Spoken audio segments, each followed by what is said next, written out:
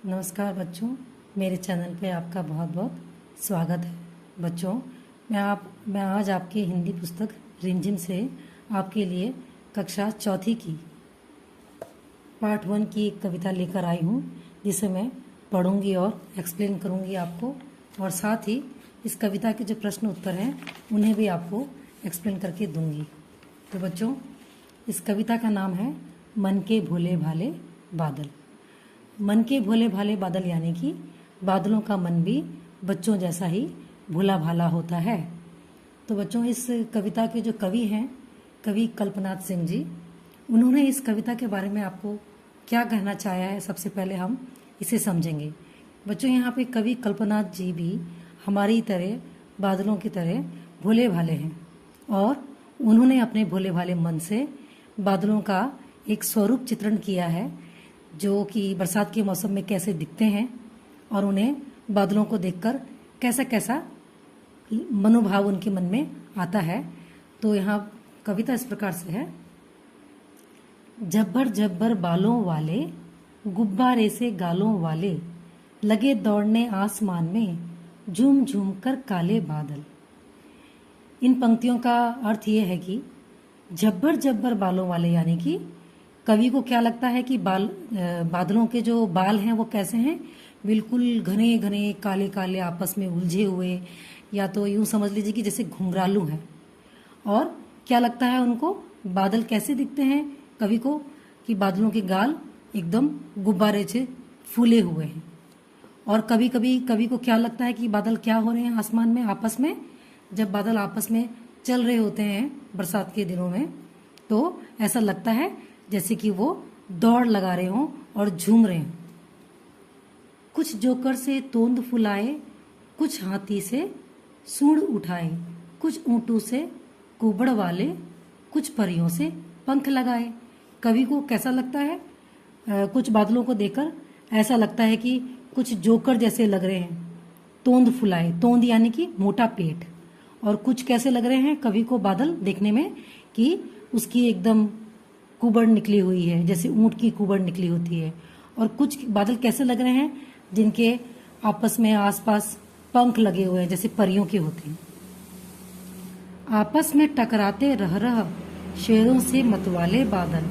कभी कभी कैसा लगता है कि बादल आपस में टकरा कर शेरों जैसी आवाज निकाल रहे हैं और खूब मस्ती में, मनमौजी में हैं। कुछ तो लगते हैं तूफानी, कुछ रह रह करते शैतानी, कुछ अपने थैलों से चुपके, झरझर झरझर बरसाते पानी। कुछ कैसे लगते हैं, कुछ बादल कैसे लगते हैं जैसे एकदम तूफानी है, अभी बहुत ही खतरनाक तरीके से वो अपनी हरकतें कर रहे हैं। और कुछ कैसे करते हैं कि कुछ जैसे शैतानियां कर रहे हैं, आपस में दौड़ रहे हैं, तूफान ला रहे हैं। और कुछ बादल कैसे कर रहे हैं, कवि को कैसा लगता है कि जैसे वो अपने थैले से चुपके चुपके पानी गिरा रहे हैं। और कुछ क्या करते हैं कि बिल्कुल झरझर पानी गिरा रहे हैं। नहीं किसी की सुनते कुछ भी, ढोलक ढोल बजाते बादल। कहने का मतलब यह है कि बादल किसी की भी कुछ नहीं सुनते हैं, वह आपस में गर्जना करते हुए, जोर जोर से आवाजें निकालते हुए ऐसे लगते हैं जैसे कि वो ढोल बजा रहे हैं, मस्ती कर रहे हैं।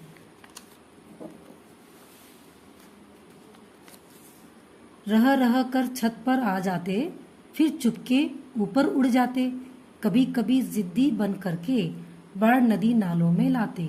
कभी कभी कैसा लगता है छत को देखकर कि वो कुछ कुछ देर में हमारे बादलों में आ जाते हैं और हमारे छत में आ जाते हैं, और ऐसा लगता है कि अभी बरस पड़ेंगे, लेकिन फिर चुपके से वो गायब हो जाते हैं। कभी कभी तो ऐसा लगता है कि जिद्दी हो गए हैं, बहुत ही शैतान हो गए हैं, बच्चों की तरह बात नहीं मान रहे हैं, और इतनी जोरों से बरसते हैं कि नदी नालों में बिल्कुल बाढ़ जैसी आने लगती है। फिर भी लगते बहुत भले हैं मन के भोले भाले बादल। लेकिन इतना सब कुछ करने के बावजूद भी कवि क्या कहना चाहते हैं कि उन्हें बादल बहुत ही भोले भाले लगते हैं, क्योंकि बादल तो होते ही मासूम हैं, उसमें उनकी कोई गलती नहीं। इसके कवि का नाम है कवि कल्पनाथ सिंह। तो बच्चों, ये कविता आपको कैसी लगी ज़रूर कमेंट करके बताइएगा और लाइक कीजिएगा। अभी हम यहाँ पे प्रश्न उत्तर पर चर्चा करते हैं। यहाँ पे पहला जो प्रश्न हमें पूछा गया है कि तुम्हारी समझ से, यानी कि ये जो हमने कविता पढ़ी थी अभी, इस कविता में कवि ने तो अपनी समझ से अपने मनोभावों को, बादलों को चित्रण करके हमें समझा दिया है, लेकिन आपकी समझ से कैसा लगता है ये आपको बताना है। जैसे कि यहाँ पे पहला प्रश्न है, कभी कभी जिद्दी बन करके बाढ़ नदी नालों में लाते, यानी ये हमने अभी अभी पढ़ा था और समझा था। इसको हम यहाँ पे प्रश्न दिया गया है, प्रश्न क, बादल नदी नालों में बाढ़ कैसे लाते होंगे। अभी आपको समझना है और अपनी समझ से बताना है कि बादल नदी नालों में कैसे बरसात करते होंगे। हमें यहाँ पे देखना है कि मैंने यहाँ पे आप लोगों के लिए कुछ प्रश्न उत्तर तैयार किए हैं।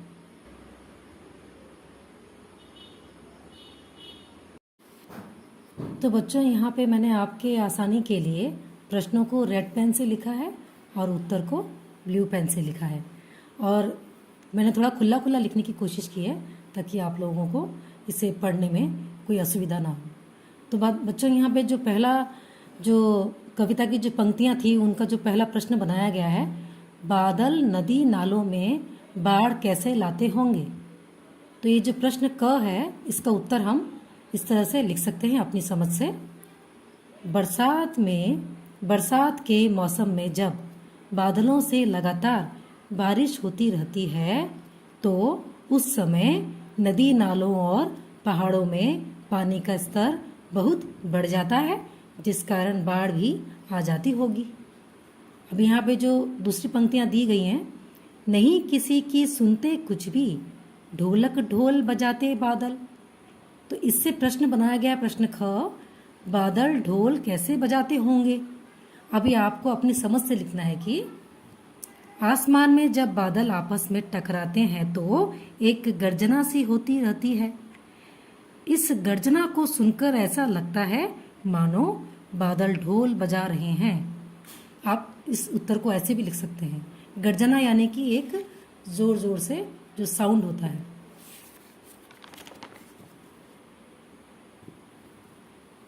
अभी यहाँ पे जो कविता की दूसरी पंक्तियां दी गई हैं, कुछ तो लगते हैं तूफानी, कुछ रह रह करते शैतानी। अभी इससे प्रश्न बनाया गया है कि प्रश्न ग है, बादल कैसी शैतानियां करते होंगे।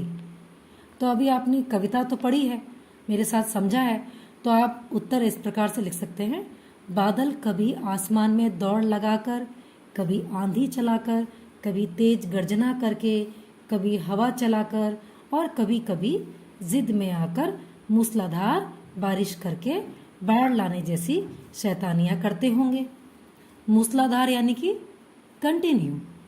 तो आप इस उत्तर को अगर चाहें तो थोड़ा छोटा भी कर सकते हैं, इसमें से दो एक उदाहरण हटाकर। कैसा कौन।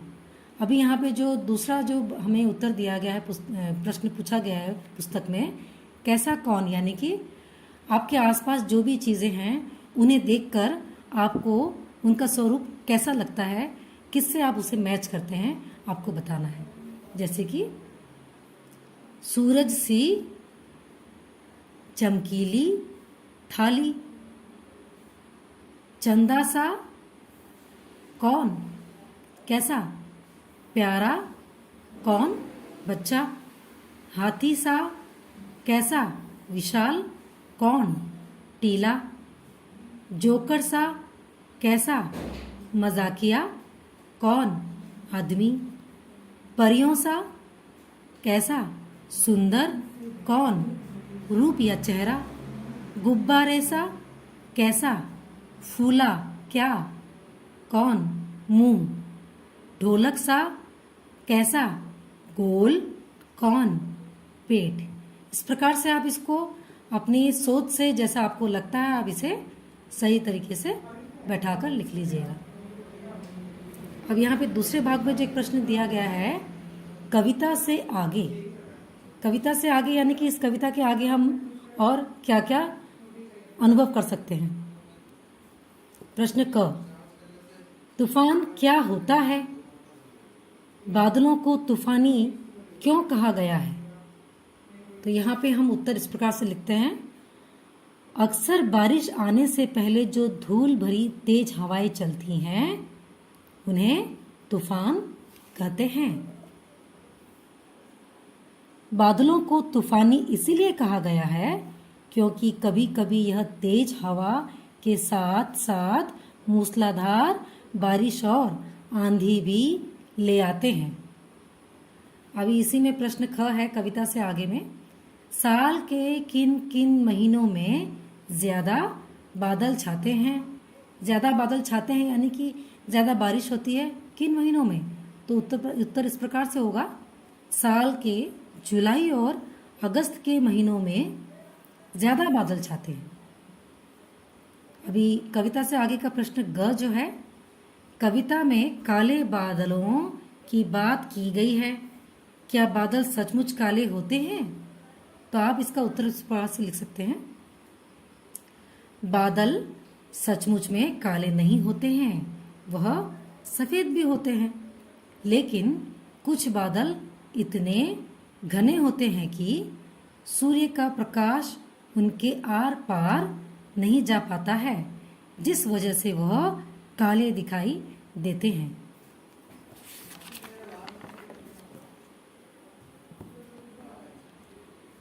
अभी यहाँ पे जो प्रश्न ख है कविता से आगे का, कक्षा में बातचीत करो और बताओ कि बादल किन किन रंगों के होते हैं।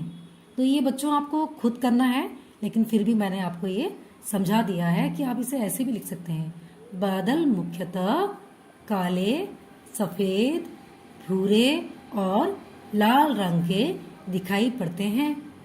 दिखाई पड़ते हैं ना, आप लोग तो देखते ही होंगे। तो बच्चों यहाँ पे दूसरे भाग का प्रश्न है, कैसे कैसे बादल। तो यहाँ बच्चों पुस्तक में आपको यहाँ खाली बॉक्सेस दिए गए हैं इस तरीके से, लेकिन मैंने पुस्तक में इसे ड्रॉ नहीं किया है ताकि कोई दूसरा बच्चा इसमें अगर प्रैक्टिस करना चाहे तो वो इसे खुद से करे। तो मैंने इसे कॉपी के माध्यम से आपको ड्रॉ करके एक्सप्लेन करने की कोशिश की है। आप चाहे तो इसे अपनी पुस्तक में हल्की हल्की हाथों से प्रैक्टिस कर लीजिएगा जब आपके टीचर आपको कहें। कैसे कैसे बादल, तो यहाँ पे प्रश्न क है, तरह तरह के बादलों के चित्र बनाओ। जैसे कि आपको बुक में दिया गया है, काले काले डरावने, गुब्बारे से गालों वाले, हल्के फुल्के सुहावने। तो काले काले डरावने बादलों को बनाने के लिए आप इस प्रकार से बादलों का आकार बना देंगे, उनकी ड्राइंग करेंगे और बीच में हल्का ब्लैक करके पेंसिल से शेड कर देंगे।